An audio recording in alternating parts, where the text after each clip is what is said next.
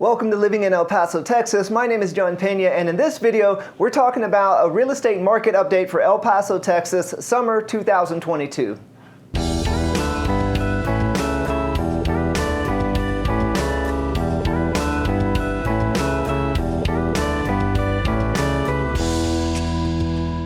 Hi, thank you so much for checking out the YouTube channel. My name is John Pena with Pena El Paso Realty Group. If you are looking to buy or sell a home in El Paso, Texas, please consider reaching out to us.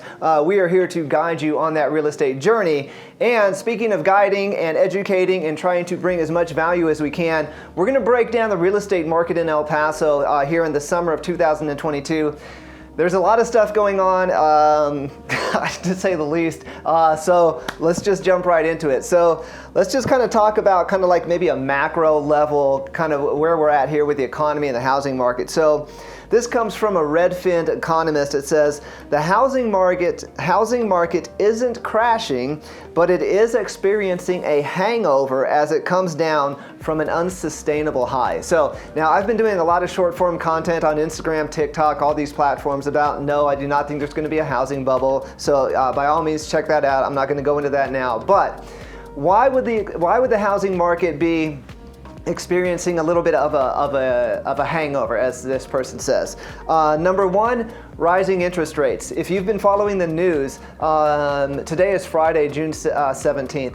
On Wednesday, the Fed announced they were raising the interest rates 0.75%, 3/4 of a point.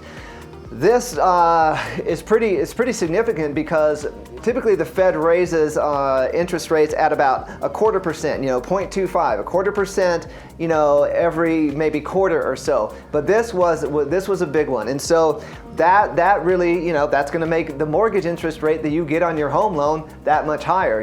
Not so long ago we were at 3% interest rates. Now we're up in the 5s, and honestly, now we're probably closer to 6, and so there's a good chance that by the end of the year, we're looking at mortgage interest rates around 7%. So that's definitely one thing for this kind of hangover. And then number two, the other thing that's not helping is that home builders are having to cut back on significantly because of a decrease in demand. So we still have this situation where there just aren't enough homes for sale for the number of people that want to buy them, and now it's harder for people to buy them because the interest rates are higher, and there's not going to be as many homes because home builders are cutting back as well. So macro level, that's kind of what's happening here. Now, with that said, the demand to purchase homes remains staggeringly high. Realtor.com predicts that 2022, this year, will see the second highest volume of home sales since 2007. And so there's still a very, very significant demand for homes. And so that's just kind of how it is here. So let's talk a little bit about the El Paso market. So I'm just going to put this up here, and this is pretty fascinating. So this is comparing May, just last month, May of 2022 to May of 2021. So the median sales price right now in El Paso is just under $240,000, okay? This is up over 21% from last year. So a lot of people have been saying for the last year, oh, home prices are gonna crash, home prices are gonna crash. Well, you can see here that home prices are up over 20% from last year alone. So that's just the reality of what's been happening in our market. Now, let's talk about active inventory, because this is the biggest change from a year ago. So the number of active homes last month was just over 1,076. That is down by 40%. So last year at this time, there were probably closer to, I'm guessing here, 1,800 homes, okay? Now, this year, there's only 1,076 homes. Why is this? One of the reasons is because in a real estate market, a lot of times, the homes that aren't the best, that nobody gets too excited about, they sit on the market for a long time, and eventually they'll sell. What happened last year, though, is that the buyer demand, the housing market was so insane that all of those kind of like mediocre homes, they sold. Like basically anything sold last year. So a lot of that kind of, what would I call it, dead weight inventory, that's been sold off. And so now we're really just dependent on the people that truly, you know, are wanting to sell their home. So there's not a lot of that dead weight inventory anymore. So that's pretty significant. So we're still seeing about 8 days on the market. That means that, you know, within about a week, a home is going to be listed, and then it's going to go under contract. And the nicest homes, they're still going under contract in a day or two. The other homes that are still, you know, decent, maybe 5, 6, 7, 8 days is average. And so a couple other things here. The median sold price per square foot, $139 a square foot. That's up almost 20% from last year. So again, home prices are increasing. Last year alone, homes in El Paso, according to Redfin, appreciated 15%. Now, we do not believe that that's going to be the case this year. I think it's going to be probably closer to the ballpark of, I don't know, maybe 7 to 10%.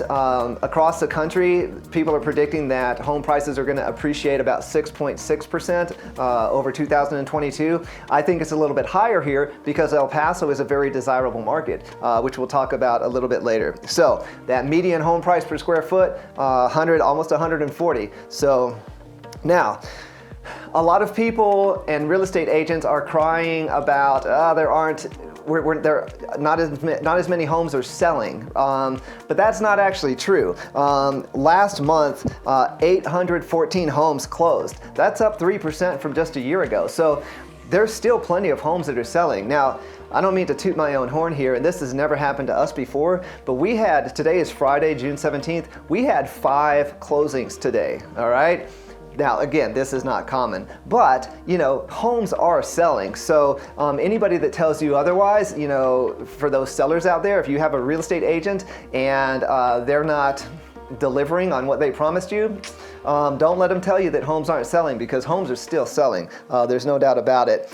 And a little bit of good news, 1,017 new listings last month. This is up 4.7%. So, I mean, that is awesome. So that's kind of, honestly, pretty good news if you're a buyer. I guess half and half. The good news is that there are more listings. The bad news is that homes are more expensive. So, you know, good and bad. So, I'm gonna do this just because I think it's really interesting, because El Paso continues to be a really desirable housing market. Why? Because the average price of a home is still relatively low compared to the rest of the country, and these numbers, I think, prove that. So now we're talking about average, which is a little bit different than median. We were talking about median in that last chart. Now we're talking about averages, okay? So this is gonna compare El Paso to all of Texas to all of the United States. So 3 key points here. This is from May of last year, May of last month, May of last year. So in El Paso, the average price of a home was $282,000, okay? The average price of a home in Texas, $397,000.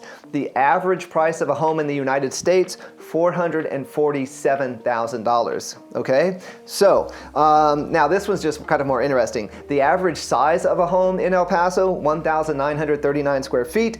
Average size of a home in Texas, 2,073 square feet.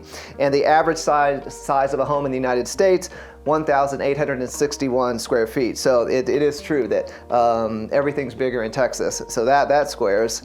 And then finally, the average listing price per square foot, $150. Remember, this is average, not median. Well, median was $139. Average was $150 a square foot in El Paso.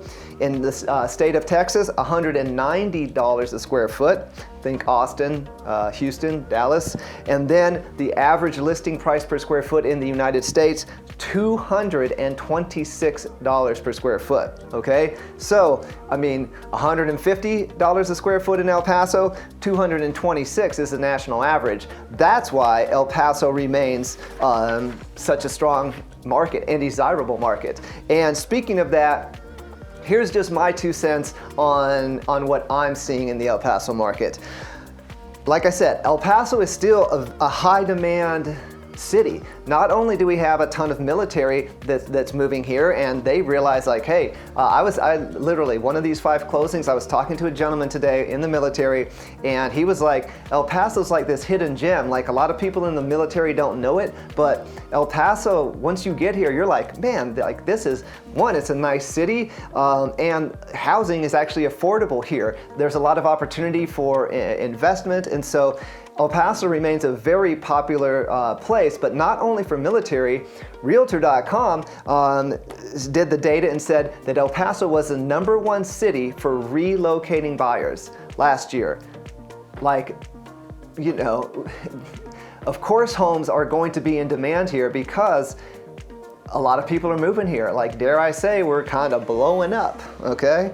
So now, another thing that I'm seeing in the market is, yes, there are less buyers because as interest rates rise, buyers can afford less home, and maybe they can't afford a home at all anymore. And they were barely affording a home with a 3% interest rate, and now that it's 5-6, they can't afford a home. So yes, there are less buyers in the El Paso real estate market, but the buyers that remain are like hungrier and more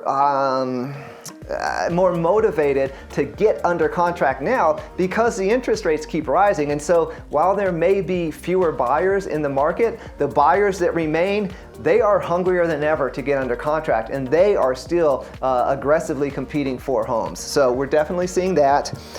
What else are we seeing? Inventory is up. There were 103 new listings on Monday alone. Like, I can't remember the last time where I looked on the MLS in the morning and there were over 100 new listings in a day. Like, that is pretty awesome. Now, it is summer, school's out, and if you're selling your house, it's time to sell your house, so that helps. But inventory is definitely looking up.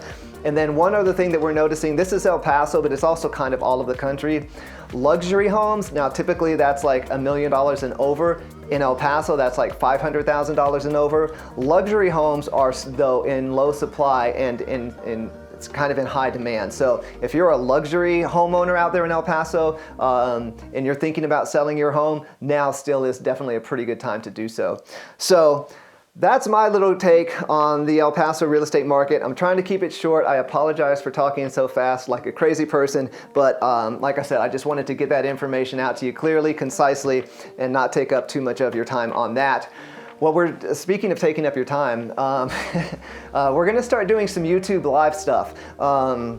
Once a month at least, we're going to do kind of a buyer orientation YouTube live. So myself, Leah, Alejandro, we're gonna hop on YouTube live in the evening after everyone is off for work and just kind of be on there. And if people want to ask questions about, you know, the city, what's it look like to relocate, questions about loans or any of that kind of stuff, we're gonna be there to talk about that. And then also, we're gonna start doing some seller presentations as well. If you're thinking about selling your home, these are the kinds of things you ought to think about. How much, you know, could it sell for? When's the best time to sell? What should I do to get my home ready to sell? All of that kind of stuff. So we will certainly keep you posted on that. If you're not checking us out on the other social media platforms like Facebook, Instagram, TikTok, all of that, please consider doing so. We're putting out a lot of short form content that's kind of more neighborhood, local kind of interest stories, things that we find fascinating, things that are going on in El Paso. So aside from that, again, we hope that everybody out there is doing fantastic. Please reach out if there's anything that we can do for you, and we'll see you next time.